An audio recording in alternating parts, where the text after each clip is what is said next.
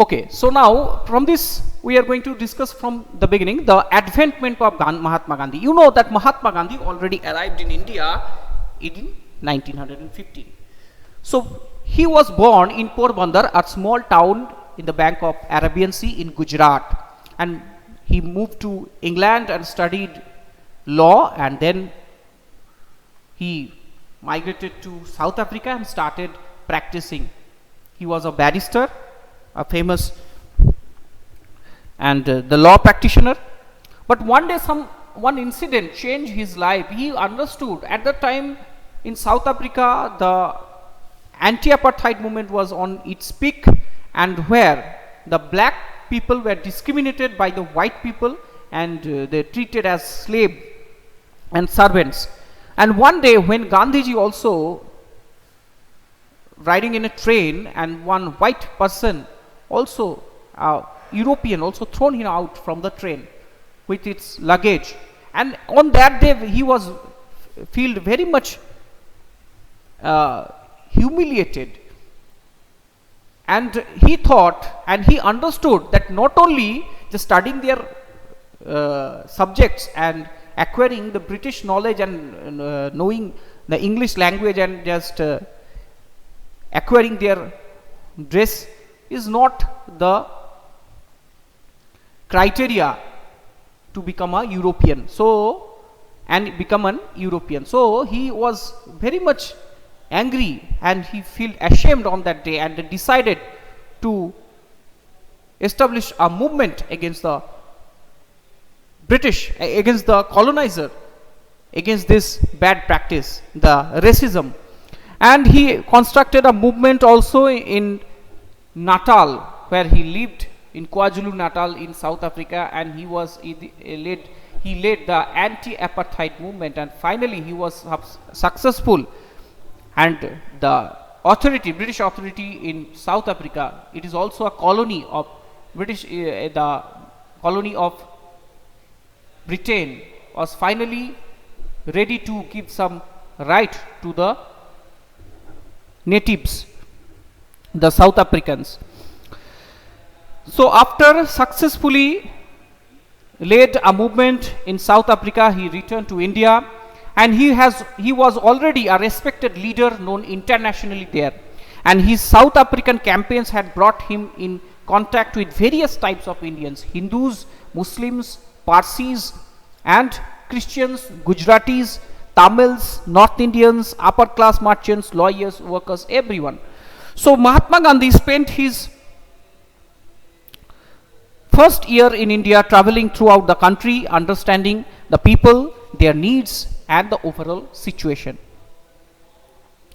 And his earliest interventions were in local movements in Champaran, Khera and Ahmedabad.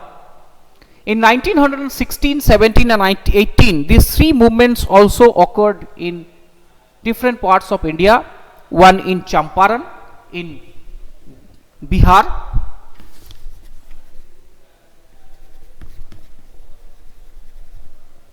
so what happened in Champaran? That in Champaran districts, the indigo planters, they forced the peasants to cultivate indigo. So Mahatma Gandhi also led a movement against this, and he sent some of his person, and finally he succeeded to stop the indigo cultivation in Champaran. And after that, what happened? In 1917 in Gujarat, there is a place named Kheda. There was also same type of incident happened, where the moneylenders, they collected huge amount of interest from the peasants, and the peasants also in the grip of some dishonest moneylenders. So finally Mahatma Gandhi led a movement against this, and he was successful. And the last one, it is in Ahmedabad.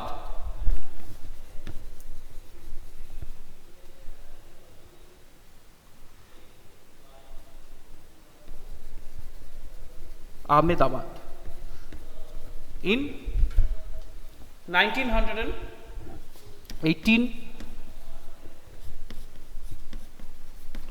So here also the factory owners, the cotton textile factory was there, lot of cotton textile factories, and the workers, they agitated against their owners because of the long working hours and the low salary.